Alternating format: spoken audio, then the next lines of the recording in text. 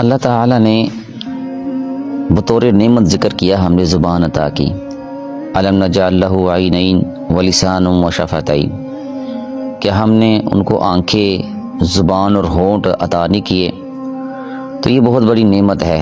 لیکن اگر اس کا استعمال درست ہو، نبی مکرم صلی اللہ علیہ وسلم نے فرمایا کہ جو اللہ اور یوم آخرت پر ایمان رکھتا ہے فلیقل خیرا، وہ اچھی بات کہے، اول یصمت، اور اگر اچھی بات نہیں کہہ سکتا تو خاموشی اختیار کرے۔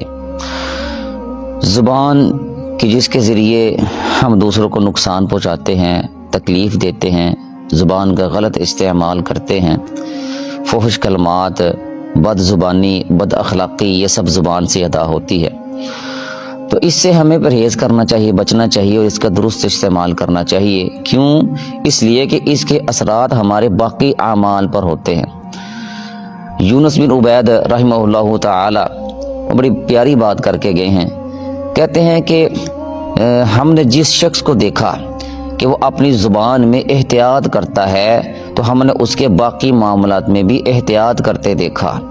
یعنی جس نے زبان اچھی استعمال کی، زبان کے ذریعے کسی کو تکلیف نہ دی، زبان کے گناہوں سے بچا، اس کے باقی معاملات بھی درست ہو جاتے ہیں۔